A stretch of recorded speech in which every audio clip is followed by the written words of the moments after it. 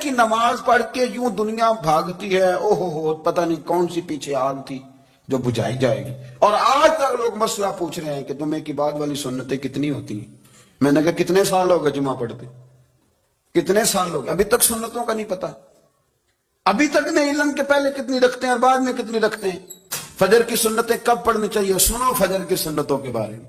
میرے رسول کریم سید عالم صلی اللہ تعالی علیہ وسلم سے ایک صحابی نے پوچھا تھا، حضور میری فجر کی سنتیں رہ گئیں یا رہ جاتی ہیں تو حکم کیا ہے؟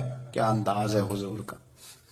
بخاری مسلم کے لفظ سنو، حضور سید عالم صلی اللہ علیہ وسلم فرمانے لگے، اس نے کیا پوچھا تھا، حضور جواب کیا دیتے؟ فرمایا فجر کی سنتیں کبھی نہ چھوڑنا، فجر کی پہلی 2 سنتیں کبھی نہ چھوڑنا۔ یا رسول اللہ صلی اللہ تعالی علیہ وسلم میری رہ گئی ہیں، رہ جاتی ہیں۔ فرمایا فجر کی 2 سنتیں نہ چھوڑنا، فرمایا فجر کی پہلی 2 سنتیں مجھے دنیا اور دنیا کے اندر جو کچھ ہے وہ سب سے زیادہ پیاری ہے۔ فجر کی 2 سنتیں دنیا اور دنیا میں جو کچھ ہے مجھے وہ سب سے زیادہ پیاری ہے، اس لیے فجر کی سنتیں نہ چھوڑنا۔ جب تک آپ سویرے نہیں اٹھتے، آپ اللہ اللہ نہیں کرتے، آپ کو نوافل کا چسکا نہیں، عبادت کا مزہ نہیں، فرمایا میری عبادت کرو، یہ شوق پیدا کرو، میں نے تمہیں پیدا کیا ہے۔ ہم لوگوں کے نشے ہیں، مختلف نشے ہیں، بڑا عجیب رنگ ہے۔ محفل کی صدارت کرنے والے بڑے پیر صاحب، بڑے القابات، بیچ میں سے بندہ تلاش کرنے سے بھی نہیں مل رہا، اتنے بڑے لقب ہیں اس کے، لیکن وہ سج سنور کے 2.5 گھنٹے بیٹھا رہا محفل میں، اور نماز کا وقت آیا تو اس نے مختصر سی پڑھی، وہ نکل گیا، میں ہلکے سے سجدے کیے۔ اتنا بڑا عشق رسول نعت خواں، ہو کیا بات ہے، اور عشق رسول کا بہت بڑا پیغامبر، بہت بڑا مبلغ، اور بیچارہ سمجھ ہی نہیں سکا کہ اللہ کے رسول نے فرمایا تو نماز پڑھ میری آنکھیں ٹھنڈی ہو جائیں گی۔ تو یہ نشے کے عادی تو ہیں پر حقیقت کے قائل نہیں ہیں۔ یہ بس ٹھیک ہے خوابوں کی دنیا میں لوگ زندہ ہیں، پر جن کو یہ جو نشہ تھا نا عبادت کا، یہ میرے رسول پاک کی چاہت ہے، یہ میرے نبی کریم علیہ السلام کی۔ آپ دیکھیں نا حضور مہینوں جا کے غار ہرا میں بیٹھتے، کیا وہاں تبلیغ کرتے تھے؟ کوئی کتاب لکھتے تھے؟ رسول کریم علیہ السلام مہینہ رہتے غار ہرا میں، کوئی نہ مجھے دیکھے، کوئی نہ مجھے ملے، حضور یہاں کیا ہے؟ فرمایا میں اپنے رب کی عبادت کروں گا۔ نبی کریم علیہ السلام نے سجدوں کے ساتھ پتھروں اور پہاڑوں کو آباد کر دیا، سجدوں کے ساتھ۔ آپ کا سجدہ آپ کو بہت ساری چیزوں سے چھڑا لیتا ہے، یہ بہت ساری جگہوں سے جھکنے سے بچا لیتا ہے۔ صوفیاء اولیاء یہ کیا کرتے تھے؟ یہ سجدے کا ذوق ہی تو پیدا کرتے تھے، سجدے کا ذوق۔ شاہ عبدالعزیز دباغ رحمت اللہ تعالی علیہ اپنے مریدوں سے فرمایا کرتے تھے کہ اگر تم پکے نمازی بن جاؤ نا، تہجد گزار ہو جاؤ، تو میرے پاس آنا جانا چھوڑ دینا۔ اور اس کی حضور کیوں؟ فرمایا میں تمہارے اور رب رسول کے راستے میں رکاوٹ نہیں بننا چاہتا، اور میرا مقصود ہے تمہیں وہاں تک پہنچانا، جب پہنچ گئے تو پھر میری ضرورت ختم ہو گئی۔ ہاں کبھی وسوسہ آئے، شک پیدا ہو، تکلیف ہو تو آنا، ورنہ میں نہیں چاہتا کہ میں رکاوٹ بنا رہوں۔ تم اللہ اللہ کرو، اس مالک کو راضی کرو۔ میرے رسول پاک علیہ وسلم نے فرمایا بندہ اللہ کے سب سے قریب اس وقت ہوتا ہے جب وہ سجدے کی حالت میں ہوتا ہے۔ کس کے قریب ہوتا ہے؟ اللہ کے سب سے قریب ہوتا ہے، وہ بڑا نیڑے ہے رب کے، بڑا قریب ہے، اس لیے کہ وہ حالت سجدہ میں، وہ جب سجدے کرتا ہے نا اس کی بارگاہ میں جب جھک جاتا ہے۔ آپ ذرا سجدے کی کیفیت دیکھیں نا، زبان بھی یہاں ہے، آنکھ بھی یہاں ہے، کان بھی، عقل بھی ساری، اس نے سارا کچھ رکھ دیا سجدے میں۔ آپ وہ کبھی پیچھے جائیں تو دیہاتوں میں کہا جاتا تھا ناک سے نکیریں نکالو، بہت بڑی سزا ہوتی تھی نا، ناک سے نکیریں نکالو، بڑی سزا ہوتی تھی۔ تو اس نے کہا مالک مجھے کسی نے کہا نہیں، پر دیکھنا میں نے رکھ دی ساری عقل سجدے میں، اور رکھ کے کہا کیا؟ سبحان ربی یا اللہ میں پست ہوں تو اعلیٰ ہے، اللہ تو میرا رب ہے اور تو سب سے اعلیٰ اتنا۔ اور فرمایا جب یہ اس کیفیت میں ہوتا ہے تو پھر یہ اپنے رب کے قریب ہوتا ہے۔ کثرت عبادت، نوافل۔ ہمارے ہاں عمرے کی قرآن اندازی محفلوں پہ ہونے لگ گئی ہے، حالانکہ حدیث سے ثابت نہیں۔ میں دوستوں سے کہتا ہوں جائز ہے، کرنی چاہیے، عمرے کی قرآن اندازی جائز ہے، پر کسی حدیث میں نہیں آئی کہ قرآن اندازی کرو عمرہ کرو۔ حدیث میں قرآن اندازی یہ آئی ہے کہ نبی پاک علیہ السلام نے فرمایا تمہیں پتہ چل جائے نا پہلی صف کا ثواب کتنا ہے، تم قرآن اندازی کرو۔ عمرے کی قرآن اندازی کا تو پوسٹر چھپتا ہے، تو یہ والی قرآن اندازی کب ہونی ہے؟ ہونی چاہیے کہ نہیں؟ حضور نے فرمایا تمہیں پتہ چلے کہ اس کا ثواب کتنا تو تم قرآن اندازی کرو، تم قرآن ڈالو۔ جب آپ نماز پڑھ رہے ہوتے ہیں، جب آپ کا مصلی آباد ہوتا ہے، صلاح الدین ایوبی ایک بزرگ سے ملاقات ہو گئی، بیت المقدس پر قبضہ تھا عیسائیوں کا، تو صلاح الدین بڑے پریشان تھے۔ بابا جی کہنے لگے پتر کیا ہوا؟ کہنے لگے حضور پتہ چلا ہے دشمن کے 2 بحری بیڑے اسلحہ لے کے آ رہے ہیں، مسلمان پہلے ہی کمزور ہیں، اور اب اگر 2 بحری بیڑے اور آ گئے تو حضور مسئلہ بن جائے گا۔ تو میں پریشان ہوں کہ کس طرح یہ کم مسئلے والی ہماری فوج ہے کیسے مقابلہ کرے گی۔ تو بابا جی کہنے لگے پتر اس طرح کرنا، آج رات تو بھی دعا کرنا اور میں بھی کروں گا، تو بھی دعا کرنا، آپ ناراض نہ ہونا، ہم تو پیروں والے، ہم تو پیروں کے نوکر غلام ہیں، ہمارا تو گزارا ہی نہیں، ہمیں تو ملتا ہے سارا کچھ وہاں سے۔ پر میرا سوال یہ ہے کہ تعویذ لینے جاتے ہو نفل کیوں نہیں پڑھتے؟ رات اللہ اللہ کیوں نہیں کرتے؟ یہ بھی تو ہمارے بزرگوں کا ہی طریقہ ہے، انہوں نے تو ہمیں سکھایا ہے۔ صلاح الدین ایوبی سے بزرگوں نے کہا کہ رات آج نا اللہ اللہ کرنا، تو میں تیرے لیے دعا کروں گا، تو بھی دعا کرنا۔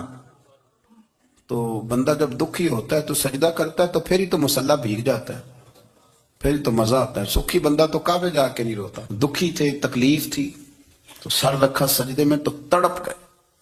اور وہ بابا جی کہتے ہیں میں مسجد آیا تو صلاح الدین چیخے مار کے رو رہا تھا اور کہہ رہا تھا مالک میں کوئی اپنی شان کے لیے تو نہیں نہ لڑ رہا، اللہ کو میں کوئی قبضوں کے لیے تو نہیں لڑ رہا، مالک تیرے لیے لڑ رہا ہوں، مجھے بے آبرو نہ کرنا، میری مدد فرمانا۔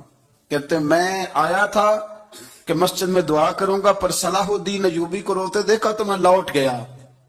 تو سویرے صلاح الدین ملے تو بڑے خوش تھے، میں نے کہا پتر کیا ہوا؟ کہنے لگے حضور وہ بحری بیڑے 2 آ رہے تھے نا اسلحہ لے کے، دونوں ڈوب گئے پانی میں، پانی میں ڈوب گئے۔ تو بابا جی کہنے لگے صلاح الدین وہ پانی میں نہیں ڈوبے، وہ تیرے آنسوؤں میں ڈوب گئے، وہ غرق ہو گئے، وہ جو تو نے مصلی بات کیا تو وہ تیرے آنسوؤں میں ڈوب گئے، وہ غرق ہو گئے، وہ تباہ، اتنے قیمتی تھے تیرے آنسو کہ بہا لے گئے دشمن کے بحری بیڑوں کو۔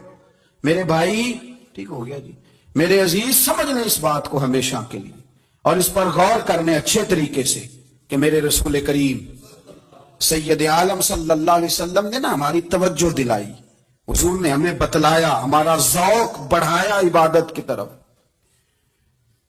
ایک صحابی تھے حضرت ابو فاطمہ رضی اللہ تعالیٰ عنہ، یہ ترمذی شریف کی حدیث ہے۔ نبی پاک علیہ السلام نے فرمایا ابو فاطمہ قیامت کے دن مجھ سے جلدی ملنا چاہتے ہو کہ دیر کے ساتھ؟ تو کہنے لگے حضور کون ہوگا جو دیر سے ملنا چاہے، ہم نے تو جان دے دی وعدہ دیدار پر۔ اعلیٰ حضرت فرماتے ہیں جان دے دی وعدہ اور نقد اپنا دام ہو ہی جائے گا۔ مجھے لگتا ہے کہ یہ سودا نقد و نقد ہو جانا ہے، چونکہ ہم نے جان دے دی وعدہ دیدار پر۔ آپ نے وعدہ کیا تھا کہ مریں گے تو پھر زیارت ہوگی، تو مر گئے ہم زیارت کی خاطر۔ جان دے دی وعدہ دیدار پر، تو نقد اپنا دام ہو ہی جائے گا۔ اے رضا ہر کام کا ایک وقت ہے، دل کو بھی آرام ہو ہی جائے گا۔ تو حضرت ابو فاطمہ رضی اللہ تعالیٰ عنہ سے نبی پاک صلی اللہ علیہ وسلم نے فرمایا جلدی ملنا چاہتے ہو کہ دیر سے؟ اس کی حضور فٹافٹ ملنا ہے، میں نے قیامت کے دن آپ سے جلدی ملنا ہے۔ تو نبی پاک علیہ السلام نے فرمایا پھر اس طرح کرنا، دنیا میں رہ کے سجدے زیادہ کرنا، پھر سجدے زیادہ کرنا، قیامت میں ملاقات جلدی ہو جائے گی، قرب ملے گا تمہیں۔ اپنے بچوں کے اندر دیکھیں نا، ہم شوق پیدا کرتے ہیں، ہمیں صحیح لفظ نہیں بولنے آتے، پر ہم بچوں میں شوق پیدا کرتے ہیں کہ پتر ڈاکٹر بن جائے گا تو بڑا نفع کرے گا، تو لوگوں کی خدمت کرے گا، ملک و ملت کی خدمت کرے گا، تیرے ابا کا نام روشن ہوگا، تیرے دادا کی تعریفیں ہوں گی۔ ہم یہ ذوق پیدا کرتے ہیں، ہم اپنے نوجوانوں کے اندر یہ فکر پیدا کرتے ہیں، انہیں ہم سمجھاتے ہیں کہ میاں جب تم پڑھو گے، محنت کرو گے تو فلاں آدمی کی طرح تمہارا نام ہوگا۔ یہ جتنا ذوق ہم بچوں کے اندر ان چیزوں کا پیدا کرتے، ہمیں حکم ہے کسی طرح ہم ذوق پیدا کریں کہ پتر نماز پڑھے گا تو اللہ راضی ہو جائے گا، تو سجدہ کرے گا. دیکھیں نا میرے رسول کریم علیہ السلام نے فرمایا 7 سال کے بچے کو مسجد لے کے جاؤ، یعنی اسے شوق دلاؤ، اس کے اندر یہ خاصیت پیدا کرو کہ اس کا دل کرے مسجد میں جانے کا، اس کے اندر یہ خصوصیات لاؤ کہ وہ ہمارے ہاں نا ہر چیز کو پرموٹ کیا جا رہا ہے، ہر چیز کو یعنی سر سنگیت سکھانے کے لیے اکیڈمیاں بن گئی ہیں، ہر شے پرموٹ ہو رہی ہے. عبادت کا جذبہ کم ہوتا جا رہا ہے، اللہ کا ذوق ہمارے اندر نہیں رہا. اور اتنا مشکل ہم نے اپنے لیے بنا لیا ہے کہ وہ بندہ جو بڑی زبردست مذہبی گفتگو کر رہا تھا اور تگڑی بات کر رہا تھا، کیا بات ہے، لیکن نماز کے بارے میں کمزوری دکھا جاتا ہے، نوافل کے بارے میں وہ چپکے سے نکل جاتا ہے. امام احمد بن حنبل رحمۃ اللہ تعالی علیہ، مسند امام احمد بن حنبل 14 جلدوں میں ہے مارکیٹ میں، اور مجھے تو خیر پسند ہی بڑی ہے، میں نے کئی دفعہ پڑھی ہے. اور کیا بات ہے امام احمد بن حنبل کی، کیسے تگڑے قسم کے محدث تھے اور اللہ نے کتنا انہیں اعزاز عطا فرمایا ہوا تھا. یہ کوڑے بھی کھاتے تھے دین کی خاطر، سارا کڑتا لہو سے بھر بھی جایا کرتا تھا. بڑا اعزاز والا شخص تھے، بڑے اعزاز والے. حدیثیں جمع کرنا، حدیثیں لکھنا، حدیث پڑھانا، سارا دن رہتے تھے. کہہ سکتے تھے کہ میں کر تو رہا ہوں کام، اور حدیث بھی موجود ہے کہ عالم عابد سے افضل ہوتا ہے، پر اس کے باوجود امام احمد بن حنبل رحمۃ اللہ علیہ 300 نفل فرض نمازوں کے علاوہ پڑھا کرتے تھے. 300 نوافل روز پڑھا کرتے تھے. ان کے بیٹے نے کہا ابا جی مکان خریدنا ہے تو جگہ کہاں کر کے لوں، بہت ساری آبادیاں. تو فرمایا پتر وہاں لینا جہاں مسجد قریب ہو. میرے رسول کریم سید عالم صلی اللہ علیہ وسلم اتنا پسند کرتے مسجد کو، اتنا پسند کرتے نماز کو، کہ رسول کریم صلی اللہ علیہ وسلم تہجد کی نماز بھی پڑھتے، پھر حضور فجر کی نماز بھی پڑھتے. نبی پاک وتر کو الگ کر کے پڑھتے، عشاء کے ساتھ نہیں پڑھتے. یہ تو ہم اس لیے اجازت دی ہمارے بزرگوں نے کہ بعد میں اٹھے گا کون علیحدہ وتر پڑھنے کے لیے، عشاء کے ساتھ پڑھ لے. وتر پڑھتے، تہجد پڑھتے، فجر پڑھتے، اشراق پڑھتے، چاشت پڑھتے، پھر مغرب کی نماز کے بعد 6 رکعت اوابین پڑھتے، پھر رات کو صلاۃ اللیل پڑھتے. سیدہ عائشہ صدیقہ کہتی ہیں زمانہ سو جاتا اور میرے رسول مصلی بچھا کے کھڑے ہو جاتے. او یار کھیتی باڑی کر کے نہیں، محنت مزدوری کر کے نہیں. جناب عائشہ کہتی ہیں میں یہ بھی دیکھتی کہ حضور ایک آیت شروع کرتے تو ساری رات اسی کو پڑھتے، اور میری نظر جاتی تو قدم مبارک پہ ورم آ جاتا. یار نماز پڑھ کے اتنی مشقت کر کے، اتنی جد و جہد کر کے ورم آ گیا، یا رسول اللہ اتنی محنت کیوں کرتے ہو؟ فرمایا افلا اکون عبدا شکورا، کیا میں اپنے رب کا شکر گزار بندہ نہ بنوں؟ صحابہ کا ذوق عبادتوں کا، ریاضتوں کا، تلاوتوں کا، طبیعت ہے ان کی. وہ ایک دوسرے کو، حضرت مولا علی شیر خدا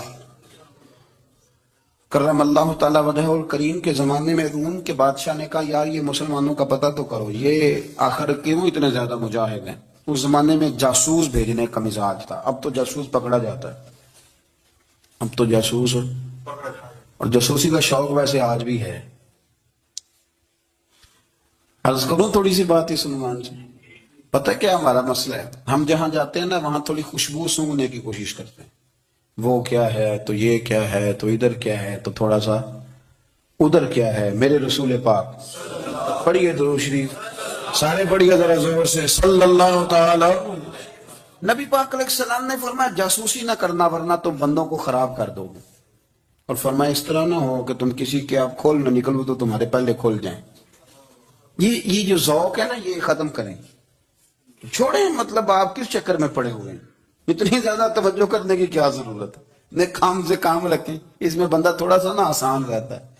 یہ جو بہت زیادہ ٹٹولنے والے لوگ ہوتے ہیں نا وہ بےچارے پھر عمر ٹٹولتے ہی گزار دیتے ہیں، اس لیے کہ مزاج ہی بہت پکا ہے. بوری کا منہ کھول کے اندر تک ہاتھ ڈالنا تو پھر کئی دفعہ سامنے سے بچھو بھی لڑ جاتا ہے، خرابی ہوتی.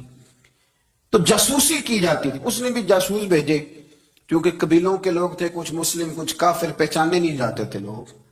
تو کچھ لوگ اس نے بھیجے، انہوں نے آ کے نا تحقیق کی،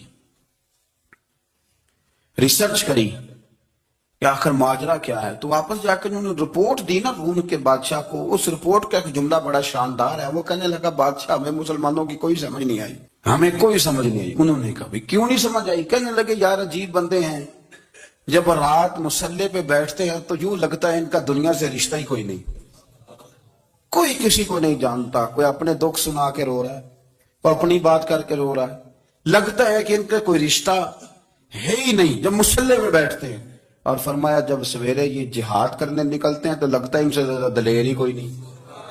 حالانکہ جو مسلوں پہ رونے دھونے کے لوگ ہوتے ہیں وہ کئی دفعہ جہاد میں کام نہیں کرتے، لیکن عجیب لوگ ہیں کہ رات کے راہب ہیں، دن کے مجاہد ہیں، کوئی سمجھ نہیں آتی۔ میرے عزیز، ان لوگوں نے مسلح آباد کر کے رکھا، تلاوتیں ان کا ذوق رہی، منظر روز پڑھنا، اسباق پڑھنا، وظائف پڑھنا، یہ ان کا ذوق رہا۔